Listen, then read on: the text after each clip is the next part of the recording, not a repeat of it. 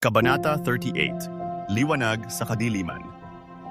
Ang madidilim na taon ng pagkawasak at kamatayan na siyang naging wakas ng kaharian ng Juda ay nagdala sana kahit na sa pinakamatatag ang puso ng kapanglawan kung hindi sa mga propesiya ng mga mensahero ng Diyos. Sa pamamagitan ni Jeremiah sa Jerusalem, kay Daniel sa korte ng Babylonia, kay Ezekiel sa mga pampang ng Kaldeo, ang Panginoon sa kahabagan ay maliwanag na ibinigay ang kanyang walang hanggang adhikain at kasiguruhan ng pagiging laang tuparin sa kanyang piniling bayan ang mga pangakong natala sa mga sulat ni Moises. Ang ipinangakong tutuparin sa mga magtatapat sa kanya ay tunay na isasagawa. Ang salita ng Diyos, nabubuhay at namamalagi magpakailanman. 1 Pedro 1:23. Sa panahon ng paglalakbay sa ilang ang Panginoon, ay nagbigay ng saganang probisyon sa kanyang mga anak upang maalaala ang mga salita ng kanyang kautusan. Matapos makapasok sa Canaan, ang mga banal na utos ay uulitin sa mga tahanan sa bawat araw. Ang mga ito ay malinaw na isusulat sa mga haligi ng pintuan ng bahay at ilalatag sa mga alaalang sulatan. Ilalapat ito sa musika at aawitin ng mga kabataan at katandaan. Ituturo ito ng mga saserdote sa mga pagtitipong publiko at ang mga pinuno ng bayan ay gagawin itong pagbubulay-bulay sa bawat araw. Iyong pagbubulayan araw at gabi, iniutos ng Panginoon kay Josue tungkol sa aklat ng kautusan, upang iyong masunod na gawin ang ayon sa lahat na nakasulat dito, sapagkat kung magkagayoy iyong pagiginhawahin ang iyong lakad, at kung magkagayoy magtatamo ka ng mabuting kawakasan. Josue 1:8. Ang mga sulat ni Moises ay itinuro ni Josue sa buong Israel. Walang salita sa lahat na iniutos ni Moises na hindi binasa ni Josue sa harap ng buong kapulungan ng Israel at mga babae at mga bata at ng mga taga-ibang lupa na nakikipamayan sa kanila. Josue 8:35. Ito ay katugma ng utos ni Jehovah ukol sa pagsasanay sa publiko ng mga salita niyon tuwing ika-7 taon sa pista ng tabernakulo. Pisanin mo ang bayan, ang mga lalaki at mga babae at mga bata at ang iyong taga-ibang lupa na nasa loob ng iyong mga pintuang daan. Ang sinabi sa mga pinunong espiritual, upang kanilang marinig at upang kanilang pag-aralan at matakot sa Panginoon mong Diyos at isagawa ang lahat ng mga salita ng kautusang ito at upang ang kanilang mga anak na hindi nakakilala ay makarinig at mag-aral na matakot sa Panginoon ninyong Diyos habang kayo'y nabubuhay sa lupain na inyong pinaroroonan na inyong itinatawid ng Jordan upang ariin. Deuteronomio 31:12-13. Kung ang payong ito ay dininig sa paglakad ng mga daang taon, kakaiba sana ang kasaysayan ng Israel. Tanging sa paggalang sa banal na salita ng Diyos na ang bayan ay makakaasang maganap ang banal na adhikain ng Diyos. Ang pitagan sa utos ang nagbigay sa Israel ng kalakasan sa paghahari ni David at sa mga unang taon ni Solomon. Pananampalataya rin sa nasusulat na salita na ang reformation sa panahon ni Elias at Hosias ay naisagawa. At dito rin sa kasulatang ito, ang pinakadakilang pamana sa Israel na si Jeremias ay nanawagan sa kanyang pagsisikap na magdala ng reforma.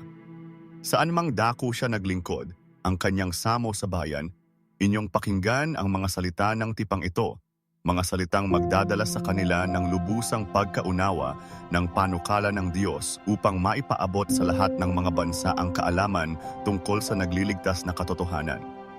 Jeremias 1:2. Sa mga huling taon ng pagtalikod ng Juda, ang mga payo ng propeta ay parang walang bisa, at habang ang mga hukbong Kaldeo ay lumusob sa ikado at huling pagkakataon upang kubkubin ang Jerusalem, ang pag-asa ay nawala sa bawat puso. Ipinopropesya ni Jeremias ang lubos na pagkawasak at dahilan sa kanyang mapilit na payong sumuko na siya ay ibinilanggo. Datapuwat hindi pinabayaan ng Diyos ang mga nalabi sa syudad sa lubusang kawalang pag-asa. Kabila ng mahigpit na pagmamanman kay Jeremias ng mga nanlilibak sa kanyang mga pabalita, may mga bagong pagpapahayag ang Diyos na dumating sa kanya tungkol sa hangad ng langit na magpatawad at magligtas, na naging kaginhawahan ng iglesia mula pa noon hanggang sa ngayon. Sa matibay na panghahawakan sa mga pangako ng Diyos, Si Jeremias sa pamamagitan ng talinhagang kasama siya ay inilarawan sa siyudad na ito ang kanyang matibay na pananalig sa katuparan sa wakas ng adhikain ng Diyos sa kanyang bayan.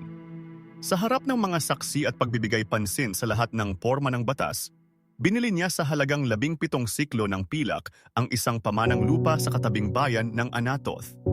Sa paningin ng tao, ang pagbiling ito ng lupang nasa kamay na ng Babylonia ay isang kahangalan. Ang propeta na rin ang nagpropropesiya sa kawasakan ng Jerusalem, ang pagkaaba ng Juda, at ang lubusang pagkapahamak ng kaharian. Ipinopropesiya niya ang matagalang pagkabihag sa malayong Babylonia. Matanda na, hindi niya matitikman ang personal na pakinabang ng pagbiling ginawa niya.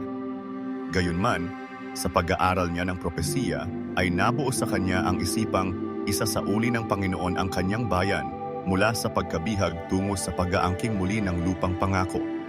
Sa mata ng pananampalataya ay nakita ni Jeremias ang mga bihag na nagbabalik sa lupain ng kanilang mga magulang matapos ang mga taon ng kahirapan. Sa pagbili ng lupa sa Anathoth ay gagawin niya ang lahat ng magagawa upang magbigay sigla sa iba sa pag-asang ito na nagbigay din kasiyahan sa kanyang puso. Matapos ang pirmahan ng bilihan at nakuha ang mga pirma ng mga saksi, tinagubilinan ni Jeremias ang eskribang si Baruch na kanyang kalihim. Iyong kunin ang mga katibayang ito, ang katibayang ito ng pagkabili, ang natatatakan, at gayon din itong katibayang bukas, at iyong isilid sa sisidlang lupa upang tumagal ng maraming araw. Sapagkat ganito ang sabi ng Panginoon ng mga hukbo ng Diyos ng Israel, mga bahay at mga parang at mga ubasan ay mang-abibili pa uli sa lupaing ito.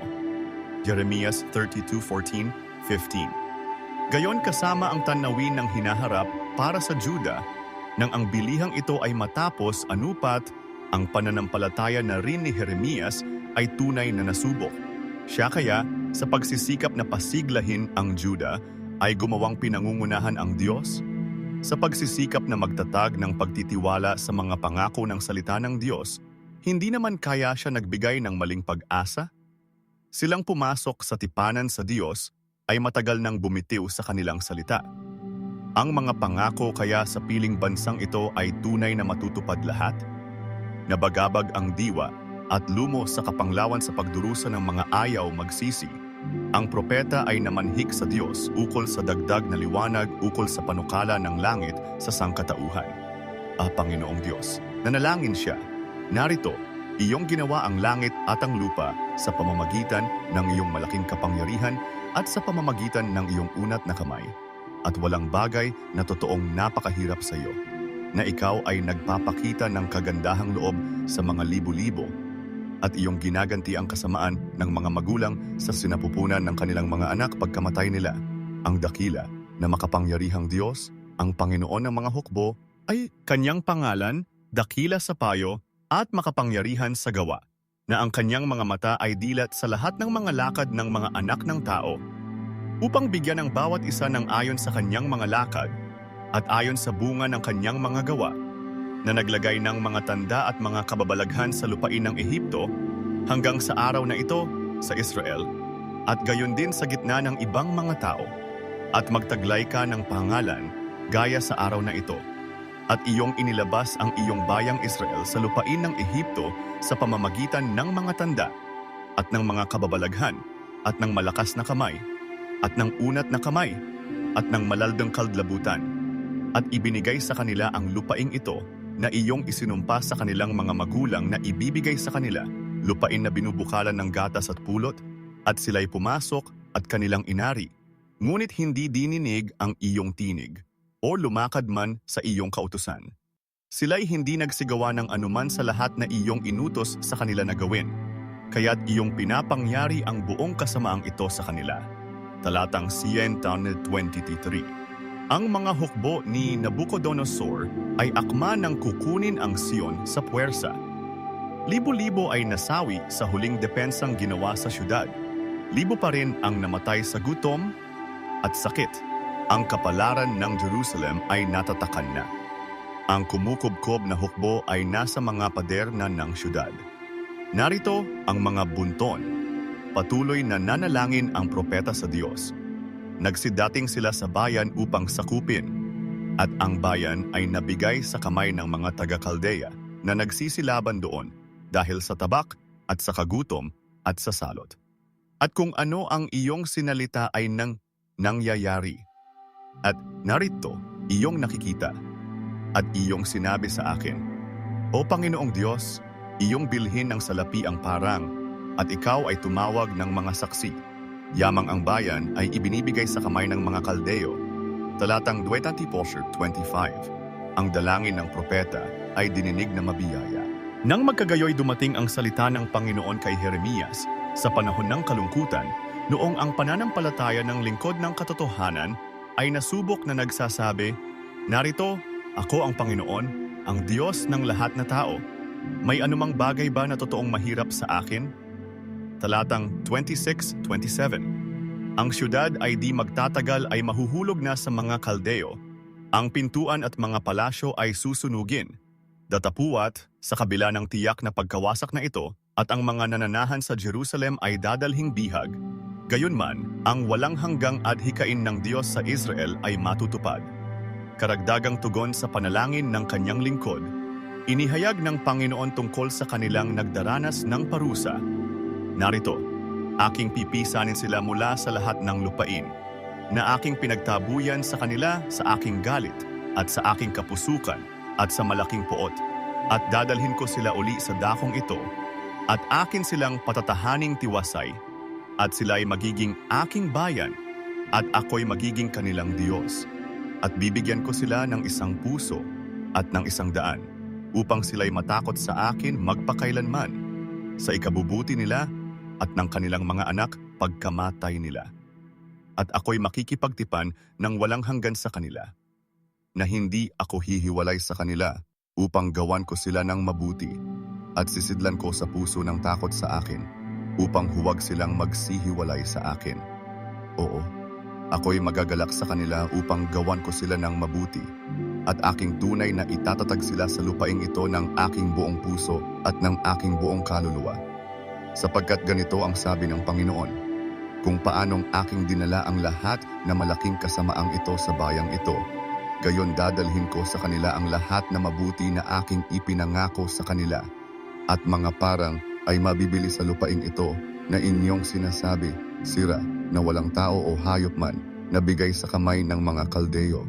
Bibilhin nga ng mga tao ng salapi ang mga parang, at manggaglalagda ng pangalan sa mga katibayan at mga tatatakan, at magsisitawag ng mga saksi sa lupain ng Benjamin, at sa mga dako na palibot ng Jerusalem, at sa mga bayan ng Juda, at sa mga bayan ng lupaing maburol, at sa mga bayan ng mababang lupain, at sa mga bayan ng timugan, sapagkat aking ibabalik sila mula sa kanilang pagkabihag, sabi ng Panginoon. Talatang 37:44. Bilang patibay ng mga kasiguruhan ng pagliligtas at pananauli, ang salita ng Panginoon kay Jeremias sa pangalawang pagkakataon. Samantalang nakukulong pa siya sa looban ng bantayan na nagsasabi, ganito ang sabi ng Panginoon na gumagawa niyaon, ng Panginoon na umaanyo niyaon upang itatag. Panginoon ay siyang kanyang pangalan. Tumawag ka sa akin, at ako'y sasagot sa iyo, at ako'y magpapakita sa iyo ng mga dakilang bagay at mahihirap na hindi mo nangalalaman. Sapagkat ganito ang sabi ng Panginoon, ang Diyos ng Israel, tungkol sa mga bahay ng bayang ito at tungkol sa mga bahay ng mga hari sa Juda na nangabagsak upang gawing sanggalangang laban sa mga bunton at laban sa tabak, narito, ako'y magdadala ng kagalingan at kagamutan at aking gagamutin sila, at ako'y maghahayag sa kanila ng di kavasang kapayapaan at katotohanan. At aking pababalikin ang nangabihag sa Juda at ang nangabihag sa Israel, at aking itatayo sila gaya ng una, at aking lilinisin sila sa lahat emlang kasamaan na kanilang pinagkasalahan laban sa akin, at aking ipatatawad ang lahat nilang kasamaan. At ang bayang ito ay magiging pinakapangalan ng kagalakan sa akin, pinakakapurihan at pinakakaluwalhatian sa harap ng lahat na bansa sa lupa, na makakanig ng lahat na mabuti na gagawin ko sa kanila, at mga tatakot at magsisipanginig dahil sa lahat na kapayapaan na aking pinagsikapan sa Kanya. Ganito ang sabi ng Panginoon, maririnig pa uli sa dakong ito na inyong sinasabi, sira na walang tao at walang hayop sa mga bayan ng Juda at sa mga lansangan ng Jerusalem, ang tinig ng kagalakan at ang tinig ng kasayahan, ang tinig ng kasintahang lalaki at ang tinig nilang nangagsasabi, kayo'y mangagpasalamat sa Panginoon ng mga hukbo, sapagkat ang Panginoon ay mabuti, sapagkat ang kagandahang loob ay magpakailan paman, at nang nangagdadala ng hain ng pagpapasalamat sa bahay ng Panginoon, sapagkat aking ibabalik ang nangabihag sa lupain gaya ng una, sabi ng Panginoon. Ganito ang sabi ng Panginoon ng mga hukbo, magkaroon pa uli sa dakong ito na sira, na walang tao at walang hayop, at sa lahat ng bayan nito, ng tahanan ng mga pastor na nagpapahiga ng kanilang kawan, sa mga bayan ng mga bundok, at sa bayan ng mga mabababang lupa, at sa mga bayan ng katimugan, at sa lupain ng Benjamin, at sa mga dako na palibot ng Jerusalem, at sa mga bayan ng Juda, magdaraan uli ang mga kawan sa mga kamay ng bibilang sa kanila, sabi ng Panginoon. Nanto, ang mga araw ay dumating, sabi ng Panginoon, na aking isasagawa ang mabuting salita na aking sinalita tungkol sa sambahayan ni Israel at tungkol sa sambahayan ni Juda. Jeremias 33. Sa ganito ay nabigyang ginhawa ang iglesia sa isa sa pinakamadilim na oras ng kanyang pakikipagtunggali sa mga puwersa ng kasamaan. Sa tingin ay nagtagumpay si Satanas sa pagwasak sa Israel.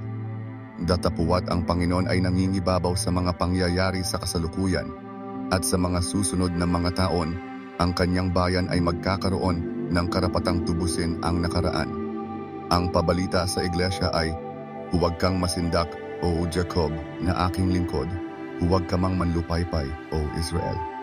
Sapagkat narito, ililigtas kita mula sa malayo, at ang iyong binhi mula sa lupain ng kanilang pagkabihag. At ang Jacob ay babalik, at magiging tahimik at tiwasay, at walang tatakot sa kanya. Sapagkat ako'y sumasayo, sabi ng Panginoon upang iligtas kita. Sapagkat pagiginhawahin kita, at pagagalingin kita sa iyong mga sugat. Jeremias 30:10, 11, 17. Sa masayang araw ng pagsasauli ang mga nahating tribo ay muling maglalakip bilang isang bayan. Ang Panginoon ay kikilalaning Pangulo ng lahat na angkan ni Israel. Sila'y magiging aking bayan, pahayag niya. Kayo'y magsiawit ng kasayahan dahil sa Jacob, at magsihiyaw kayo dahil sa puno ng mga bansa. Mangagtanyag kayo, magsipuri kayo, at mga sabi, O Panginoon, iligtas mo ang iyong bayan, ang nalabi sa Israel. Nanto, aking dadalhin sila mula sa lupaing hilagaan, at pipisanin ko sila mula sa mga kahuli-hulihang bahagi ng lupa, at kasama nila ang bulag at ang pilay. Sila'y magsisiparitong may iyakan, at may mga pamanhik na aking papatnubayan sila. Akin silang palalakarin sa tabi ng mga ilog ng tubig, sa matuwid na daan na hindi nila karitisuran. Sapagkat ako'y pinakaama sa Israel, at ang Ephraim ang aking panganay. Jeremias 31:7. Aba sa paningin ng mga bansa ang bayang ito, na nakilalang pinaburan ng langit sa ibabaw ng lahat ng bansa sa lupa, ay matututuhan sa pagkabihag ang leksyon ng pagsunod na kailangan sa kaligayahang panghinaharap. Hanggang di nila natututuhan ang leksyong ito, hindi magagawa ng Diyos sa kanila ang lahat ng ninanais niya para sa kanila. Kundi sasawayin kita ng kahatulan, at walang pagsalang, hindi kita iiwan na walang parusa. Kanyang ipinahayag ang paliwanag ng kanyang panukala upang linisin sila para sa kanilang kabutihang espiritual. Jeremias 30:11. Gayunman, sila na iniibig ng Diyos ay di kailanman isasantabi. Sa paningin ng lahat ng mga bansa sa lupa, ihahayag niya ang panukala ng pagbibigay tagumpay mula sa hayag ng kabiguan, ng pagliligtas sa halip ng pagwasak. Sa propeta ay nabigay ang pabalita. Ang nagpangalat sa Israel, siyang magpipisan sa kanya at mag-iingat sa kanya, gaya ng ginagawa ng pastor sa kanyang kawan. Sapagkat tinubos ng Panginoon ang Jacob at tinubos niya siya sa kamay ng lalong malakas kaysa kanya. At sila'y magsisiparito at magsisiawit sa kaitaasan ng Sion, at magsisiyagos na magkakasama sa kabutihan ng Panginoon, sa trigo at sa alak at sa langis at sa guya ng kawan at ng bakahan, at ang kanilang kaluluwa ay magiging parang dinilig na halamanan at hindi na sila mga mamanglaw pa sa anuman. Aking gagawing kagalakan ang kanilang pagluluksa at aking aaliwin sila at aking pagagalakin sila sa kanilang kapanglawan at aking sisiyahin ang loob ng mga saserdote sa kaginhawahan at ang aking bayan ay masisiyahan sa aking kabutihan, sabi ng Panginoon. Ganito ang sabi ng Panginoon ng mga hukbo ng Diyos ng Israel. Kanilang gagamitin uli ang pananalitang ito sa lupain ng Juda at sa mga bayan niyaon, pagka aking dadalhin uli mula sa kanilang pagkabihag. Pagpalain ka ng Panginoon o tahanan ng kaganapan o bundok ng kabanalan, at ang Juda at ang lahat na bayan niya ay tatahan doon na magkakasama, ang mga mangbubukid at ang mga lumilibot na may mga kawan. Sapagkat aking bibigyang kasiyahan ang pagod na tao, at lahat na mapanglaw na tao ay aking pinasasaya. Dito'y nagising ako at ako'y lumingap at ang aking pagkakatulog ay masarap. Narito, ang mga araw ay dumarating, sabi ng Panginoon, na ako'y makikipagtipan ng panibago sa sambahayan ni Israel at sa sambahayan ni Juda. Hindi ayon sa tipan na ipinakipagtipan ko sa kanilang mga magulang sa araw na aking kinuha sila sa pamamagitan ng kamay upang ilabas sila sa lupain ng Ehipto, na ang aking tipan ay kanilang sinira. Bagaman ako'y asawa nila, sabi ng Panginoon, kundi ito ang tipan na aking ipakikipagtipan sa sambahayan ni Israel. Pagkatapos ng mga araw na yaon, sabi ng Panginoon, aking itatala ang aking kautusan sa kanilang kalooban at aking isusulat sa kanilang puso, at ako'y magiging kanilang Diyos at sila'y magiging aking bayan. At hindi na magtuturo bawat isa sa kanila sa kanyang kapwa at bawat tao sa kanyang kapatid na magsasabi, iyong kilalanin ng Panginoon, sapagkat makokilala nilang lahat. Ako mula sa kaliit-liitan sa kanila hanggang sa kadakidakilaan sa kanila, sabi ng Panginoon, sapagkat aking ipatatawad ang kanilang kasamaan at ang kanilang kasalanan ay hindi ko naaalalahanin. Jeremias chapter 31:10 through 14, 23-25, 31 to 34.